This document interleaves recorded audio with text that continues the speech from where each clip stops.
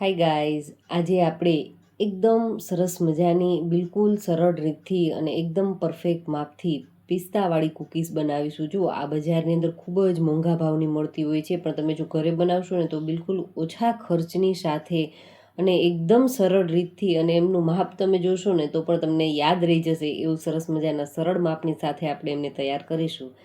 તો એ બનાવવા માટે થઈ અને સૌથી પહેલાં તો એક ચમચી ઘરની ચમચી જ સેટ કરી અને લીધી છે. તો 5 ચમચી ભરી બેકિંગ પાવડર લીધો છે, અને અડધી ચમચી ભરી અને એલચી પાવડર, હવે 1 ચમચી ભરી અને સૂજી, હવે 2 ચમચી ભરી અને બેસન લીધો છે, અને સાથે સાથે 3 ચમચી ભરી અને ઘી લીધું છે. ઘી છે એકદમ જામેલું પણ નહીં અને સાવ પીગળેલું પણ નહીં, આ રીતનું ઘી લેશું.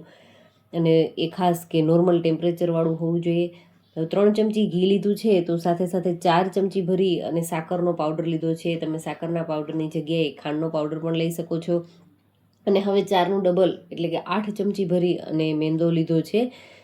હવે બસ આ મિશ્રણને એકદમ હળવા હાથથી ને એકદમ સારી રીતે મિક્સ કરવાનું છે. જો બધી વસ્તુઓ છે આપણી એકદમ એકબીજાની સાથે સારી રીતે ભળી જાય એ રીતે આપણે એમને મિક્સ કરી લેવાનું છે. અને થોડી વારમાં તમે જોશો ને કે આ લોટનું મિશ્રણ છે ને એકદમ ક્રમ્બલી ટેક્સચરવાળું થઈ જશે. અને બિલકુલ નીચે સુધી આ રીતે આપણે ફેરવી અને જોઈ લેવાનું કે કોઈ પણ વસ્તુ છે એ ભળી ન હોય.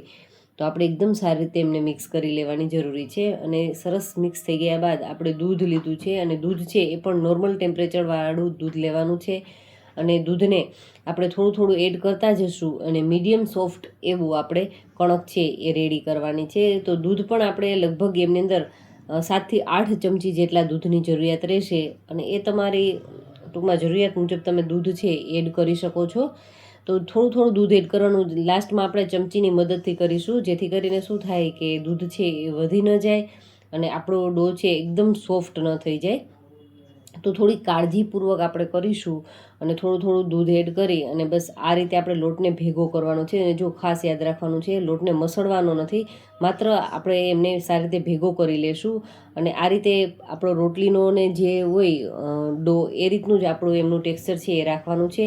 હવે એમાંથી આપણે મીડિયમ સાઇઝની આપણે કૂકીઝ બનાવીશું. તો મીડિયમ સાઇઝના લુવા કરી અને બસ આપણે જે રીતે રોટલીના લુવા કરીએ છીએ એ જ રીતે આમના કરી લીધા છે. અને પિસ્તાની કતરણ લીધી છે, એમને આપણે ઉપરથી સારી રીતે કોટ કરી દઈશું. અને બધી જ કૂકીઝ છે એ આ રીતે આપણે બનાવી લેવાની છે. તો બધી કૂકીઝ આપણે પહેલાં આમને આ રીતે બનાવી લઈએ, અને એમને પિસ્તાની કતરણની અંદર સારી રીતે ડીપ કરતા જઈએ. અને તમારે જો અંદર પિસ્તા એડ કરવા હોય તો ચોક્કસથી એડ કરી શકો છો, અને એ ન કરવા હોય તો બસ આ રીતે ઉપરથી સરસ મજાનું ગાર્નિશ કરી દેશો તો પણ સરસ લાગશે. દેખાવમાં પણ સરસ અને ટેસ્ટમાં પણ એકદમ બેસ્ટ લાગશે. તો આપણી બધી કૂકીઝ છે આ રીતે તૈયાર કરી લઈએ.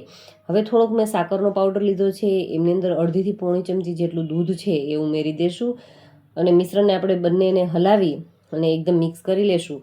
અને આપણી જે કૂકીઝ બની અને રેડી છે ને એમની ઉપર આ રીતે આપણે દૂધ અને સાકરવાળું મિશ્રણ છે ઉપરથી સારી રીતે કોટ કરી દઈશું, જેથી કરી અને ઉપરથી આપણી જે કૂકીઝ તૈયાર થશે ને એમનો કલર છે ખૂબ જ સરસ આવશે. તો એમના માટે થઈ અને આ રીતે તમારે કરવું ખાસ જરૂરી છે, જેથી કરી અને તમે બહાર જેવી જે કૂકીઝનો કલર હોય છે એવો સેમ કલર છે આમનાથી આવી જશે. હવે મેં એમને ઓવનની અંદર 180 ડિગ્રી ઉપર 20 થી 25 મિનિટ માટે બેક કરી લીધી. અને એમનો સમય છે ને બધા ઓવનની અંદર અલગ અલગ હોય છે. અને તમારે ઓવનમાં ન કરવું હોય તો ચોક્કસથી કડાઈની અંદર આપણે ઘણી બધી કૂકીઝ છે એ બનાવી છે, તો તમે એ રીતે પણ કૂકીઝ છે બનાવી અને ઝટપટ તૈયાર કરી શકશો. એવી સરસ મજાની પિસ્તાવાળી કૂકીઝ બની અને તૈયાર થઈ ગઈ છે. તો આપણે નીચે સુધી જોઈ લઈએ કે એમનો કલર છે ખૂબ જ સરસ આવ્યો છે. તો તમે એકવાર આ રીતે પિસ્તાવાળી કૂકીઝ બનાવવાની ચોક્કસથી ટ્રાય કરજો. અને વિડીયો ગમ્યો હોય તો વિડીયોને લાઇક જરૂરથી કરજો. અને ચેનલને હજુ સુધી સબસ્ક્રાઈબ ન કરી હોય તો ચેનલને ચોક્કસથી સબસ્ક્રાઈબ કરી લેજો, કારણ કે સબસ્ક્રાઈબ કરવું બિલકુલ જ ફ્રી છે.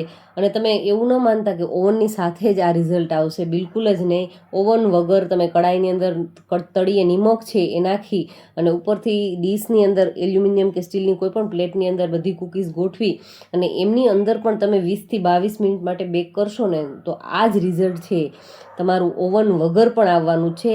તો એકવાર ચોક્કસથી ટ્રાય કરજો. અને વિડીયો ગમ્યો હોય તો વિડીયોને લાઇક કરી અને ચેનલને ચોક્કસથી સબસ્ક્રાઈબ કરી લેજો. Thank you for watching this videos.